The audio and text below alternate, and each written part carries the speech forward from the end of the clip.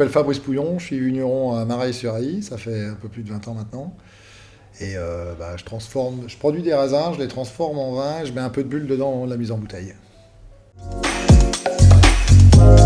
Alors, mes parents m'en ont parlé au début, je savais pas trop si j'allais faire ça ou pas. J'étais plutôt destiné à faire un autre métier. Puis en fait, je me suis un peu intéressé à la vigne et puis c'est un métier, la passion m'a pris et puis voilà, je ferai rien d'autre aujourd'hui. Alors, philosophie, c'est un terme que je trouve un peu bizarre en fait, parce que je suis pas un philosophe moi, hein, je suis un vigneron, je suis un paysan, j'essaie de me dire que je produis du fruit, donc c'est important d'avoir un fruit de qualité, et après je le transforme, finalement si le fruit il est de grande qualité, c'est plus facile à le transformer, donc c'est finalement peu d'intrants, pas de chimie, et essayer d'avoir un bon sens paysan avec des vignes en bonne santé pour faire des bons raisins. Je goûte les raisins. Alors j'aime pas le raisin, j'aime pas le manger. Par contre, en fait c'est le seul moyen que j'ai trouvé pour savoir à quel moment il fallait que je vendange. Donc je goûte du raisin tous les 3 jours, alors c'est un peu organisé. Tous les 3 jours pendant 15 jours avant les vendanges, je goûte des raisins, je goûte des raisins. J'ai un petit tableau, je suis le fanat de tableau Excel. Et en fait je donne des notes à chaque fois et je me dis, dans 3 jours ils sont bons à cueillir. Et je fais ça tous les 3 jours.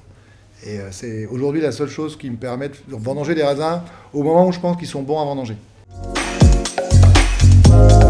Alors, moi je fais de l'effervescent, on fait un tout petit peu de macération, donc pressurage direct en majorité, et je me dis, si j'arrive à récolter des raisins suffisamment riches dans des éléments de là où ils viennent et suffisamment mûrs, donc avec tous les éléments aromatiques dont ils ont besoin, j'ai quasiment rien à faire en vinification, donc c'est une approche assez peu interventionniste.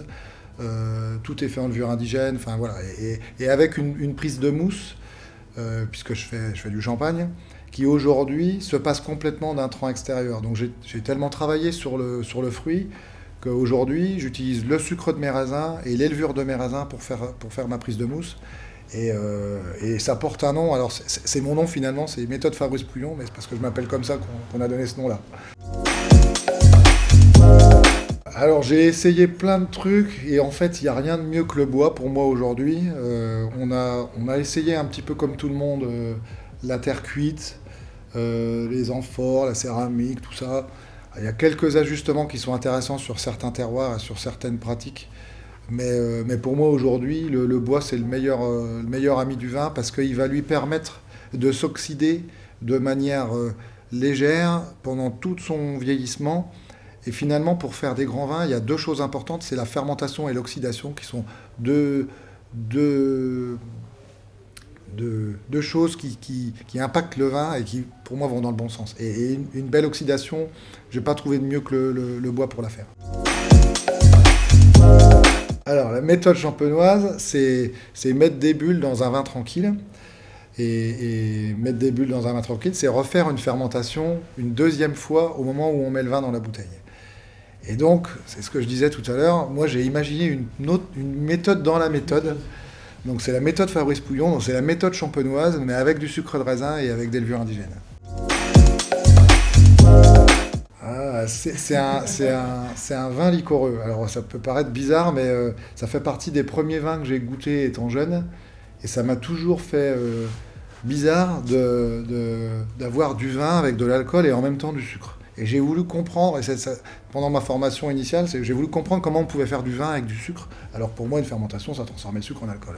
Et c'est ça qui m'a déclenché une émotion sur des grands liquoreux du Sauternais, et puis après qui m'a fait passionner du vin. Alors on m'a souvent dit c'est un pastis pur au réveil. Mais en fait, ça marche pas. Hein. J'ai essayé, ça marche pas. Donc non, le remède gueule de bois, c'est une bonne nuit de sommeil, et puis après, et bien manger, et un peu de diète pendant une paire de jours. Alors la bouteille soirée romantique, finalement, c'est pas ma bouteille, mais c'est la bouteille qui va plaire à ma femme. Donc, en l'occurrence, ma femme adore la Syrah, donc ça va plutôt être un rouge à base de Syrah, mais quand je choisis une bouteille romantique, je la choisis pour ma femme et pas pour moi. C'était pendant mes études de viticulture. J'en suis pas fier. C'était beaucoup trop d'alcool en fait sur une même soirée. Donc bah voilà, j'en garde le souvenir que j'en garde. C'était les débuts des études de viticulture et t'en prends une bonne et tu te dis oula, plus jamais ça. Et bon, voilà.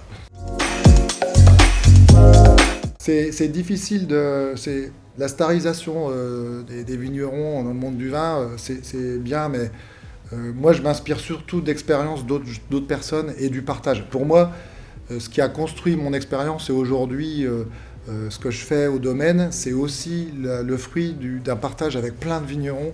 Et il n'y en a pas un qui a révolutionné ou voilà, il y a plein de gens qui ont influé mes pratiques, mes visions, ce que j'ai mis en place sur le domaine. Et finalement, c'est toute la sphère des vignerons qui cherchent à faire avant tout des grands vins, peu importe l'appellation. Voilà, c'est vouloir tout contrôler. J'essaie de tout anticiper, de tout contrôler, tout maîtriser, même si je suis peu interventionniste dans mes vinifications, mais pour moi, ne pas intervenir, c'est pas ne pas laisser faire, c'est justement tout anticiper et savoir où ça va aller et essayer. Et ça, ça peut pas, c'est parfois un petit défaut parce que ça impacte beaucoup. J'ai pas de. Une bouteille, c'est avant tout une émotion à un moment donné. Alors la fin du monde, c'est pas un moment super. Mais si je savais que c'était la fin du monde, je voudrais.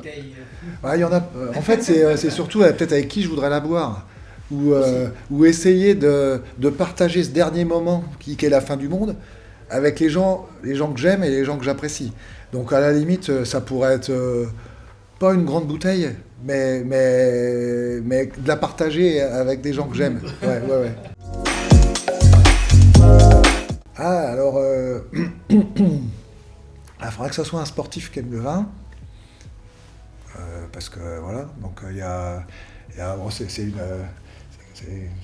pas une amie, mais c'est quelqu'un, c'est Amélie Maurespo, c'est quelqu'un qui je sais qui adore le vin et avec qui on a déjà bu des bouteilles, des très très grandes bouteilles ensemble. Et je sais que, en tout cas, si c'est elle qui amenait la bouteille, ça serait un grand vin nécessairement. Il y a plein de pays que je connais pas et que j'aimerais bien découvrir. Et puis en même temps, il y a le voyage, c'est aussi, c'est découvrir une civilisation, s'imprégner. J'aime bien quand je voyage. euh, M'imprégner des gens de leur quotidien en fait, des locaux. Et donc ça pourrait être, c'est pas nécessairement un pays lointain, mais en tout cas un pays où je vais pouvoir rencontrer du monde et où les gens sont ouverts. Il y a des pays qui font rêver, mais où finalement on est un simple touriste et on vient dépenser de l'argent. Et moi ça, j'ai pas envie de faire ça. J'ai envie de faire des voyages où finalement j'arrive à vivre le quotidien des gens et à comprendre pourquoi leur civilisation, leurs émotions. Donc, ouais, enfin, j'ai visité Cuba il y a quelques années et j'en garde. On a vécu, voilà, reculé. Ouais. Il y a un accueil exceptionnel. Les gens, ils n'ont pas d'argent, mais ça fait rien. Ils partagent tout ce qu'ils ont. Et voilà, donc des pays comme ça me plaît.